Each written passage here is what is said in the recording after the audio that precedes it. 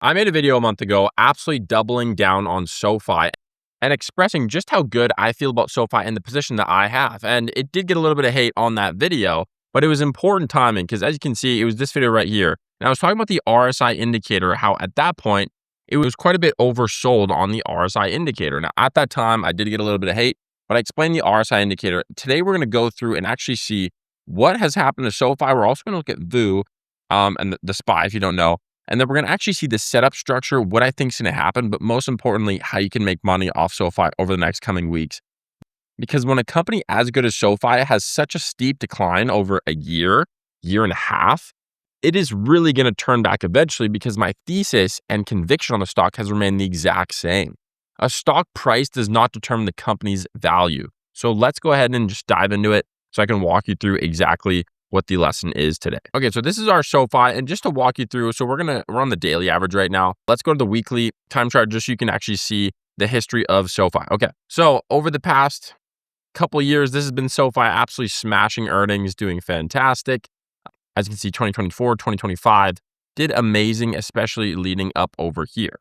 Then it had a bit of a plateau and then a steep decline. Now, lots of things have obviously changed with SoFi, but also the market. So over the past year, the cause of the decline, interest rates, they had some different issues with the loans departments with SoFi.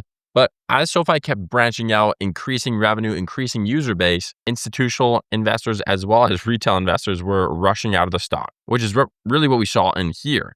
Now, we did set up a good support level right here, which is really good. And ultimately, the cool thing about the support level in the video that I made a month ago that got quite a bit of hate, what I was talking about was a short squeeze, what was happening. And really on the RSI here, this is the RSI indicator. If you don't know what it is, you can go to indicator, type in RSI, it'll pop up relative strength index right here. And this is going to show you when it pops below or at 30, it means it's oversold. And this was right here. And you can see the correlation with the stock, a little V shape right here. And then you can see also the RSI right here. You can see other times when it was oversold as well, right here, and then when it was near overbought right here as well. Now, the other indicator that we're going to use as well, just so I can illustrate this point, is the Bollinger Bands. If you've never heard of the Bollinger Bands, essentially this red line right here, that's the upper band, this is the lower band, and then this right in the middle is the moving average. Now, to understand this even further, I'm going to go in and show you right where I made the video. So it's right here. And look what happened right after. We had a great run up and then we had a new little support zone there. But the important thing is that it broke structure. Now, if you guys aren't familiar, this is exactly how the market works. And I'm going to go here to the 4-hour time slot just so you understand this better. So when there's a negative momentum on a stock, like what's happening right here on SoFi, okay, the stock market just doesn't go like this or like this. That doesn't happen. The stock market, what happens is there are lower lows and lower lows, or there's higher highs followed by higher highs and higher highs. So it's either going down with negative momentum or up, okay? Now, the biggest thing with SoFi is over the past long while, let's see how long it's been since its highs going all the way down to where it is now. So we have 196 days and down 49%. So it's been a long time. Now, when we see this type of capitulation, if you don't know what capitulation is, it is basically when a ton of collapse happens within a stock or sector, mainly from the institutional buyers, and then flowing all the way down to the retail buyers who are basically just panic selling. Now, when we see this, like we are right now, what this means is we have broken that structure of just negative sentiment, just getting beat down on the stock. And that's good because as you can see on the Bollinger Band, we actually got up to hitting the top of the Bollinger Band. We set a really, really good support level there. And then support level within 2 years ago, basically this was that same support level at the $18, almost $19 actually. We did come back down, but it's not the worst thing because look what happened. If we go to the daily chart, we are seeing some really good upward movement on the stock right here. Not quite at the top of the Bollinger Band, but right sitting in that middle, that moving average, which is great because there's a lot of downward selling pressure still. It's going to take a little bit and some good news for this to really move upwards and people to gain sentiment and confidence again, especially if you've held this stock for a while. You know what I mean? You've probably had some really good strength to hold on to it, okay? If you're someone who sold and lost money on it, you're going to need really good news to come out to feel comfortable investing in this stock again. Okay, but right now it is currently at around $16.50, $16.80 at the top. So here's what I think is going to happen with this position. I think we could very easily see signals with SoFi, as we're seeing, that are bullish candles. Now, obviously, this doesn't mean everything's going to be sunshine and roses, but as long as we get the bulls to come out and to invest in this position, I think we could see something like this. A little bit up, testing again that high. Now, as long as we break through this high of $20, I think we could go up to that $23, $24, which is what I mentioned in my video a couple weeks ago. And a lot of people were like, no, that's not possible. And guys, this is an investment that I have. Like, I am bullish on SoFi, okay? I understand that no company is perfect, but this isn't reflective of the company. When you're investing in stocks, there's your thesis and then there's the charts. With my thesis, it has not changed on SoFi. It is a cheap company, that it has rapid growth, really good CEO that I'm kind of in love with, as well as really good growth within the customer base, not just the financials. When you have a company that has all those, it is basically a storm for success. And as you can see, their next earnings is right here in August.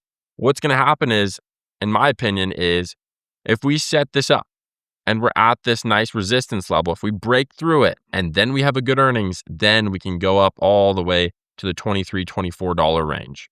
Okay. If we do end up getting there, I mean, it would be great. I think we're going to have a lot more money rush in, and then obviously we can make some more money on SoFi. Okay. If we look at the SPY, it's the same thing. The SPY has gone through a really big run-up rate, especially over the past couple months. I mean, it seems like ever since the Iran conflict calmed down a little bit, everything just spiked up, hitting higher highs pretty much every single week. And so if we look at the S&P 500 here, you can see we have had heavy growth. Now, this was back Thursday, 10th of April, 2025, as you can see, and then it went all the way down. This was when we had the Iran war. And so let's just check here. Okay, so that was 52 days from its lowest to highest peak, and it was 16% gain, now sitting at the really 75.37 range. Now, what we could see with the SPY, because you guys are probably worried, oh, it's a little overbought here on the RSI. I get it, but hear me out. As long as we can actually break through these levels, and let me just get rid of this here. As long as you can actually hold here at the $7,500 range and then break through, because there's a ton of selling pressure, right? Tons and tons of selling pressure trying to sell down and basically have a little short. So as long as we hold this level or potentially go up a little bit and break past the $7,600 range, then I think we can see it go a little bit higher. Now, with the actual market, do I think some positions are a little bit overvalued? Yeah, a little bit, a tiny bit. But over the next couple of months, as things catch up, I don't think so at all. And so I'm obviously a bull case on this. I want to see the market do good. I want to see the economy do good as well. And we need a couple months for the earnings to catch up to the stock market. But you can see this always happens. We have a lower low. It sets up a nice support level here, and that becomes its resistance. It breaks through, and then it goes to the next. Higher high, lower low, breaks through up to the next. Higher high, lower low, and then breaks up to the next. So as long as we see a good structure formation here, which is basically what we're seeing, basically like we've seen in the past, if we go down to the 316 days, went up around 40%. So we're not even halfway there if we look at the historical average of these runs. Now, there are little bumps in between as well, but I'm talking about big, big drawbacks of more than 10%. So with that being said, stay hopeful that this won't come back down. I'm staying hopeful as well. Because the truth is, there aren't pullbacks every single day. And seeing a 10% pullback is normal, but it doesn't mean that's going to happen every couple months. We had two really big pullbacks. Obviously, this was the tariffs, and then this was the Iran war. I wouldn't be expecting one for at least another 6 to 9 months. And I think we're going to do very well going into the summer, especially if we have interest rates cuts coming at some point. So that is the signals on SoFi as well on SPY. If I haven't gone through here, let me just walk through it again.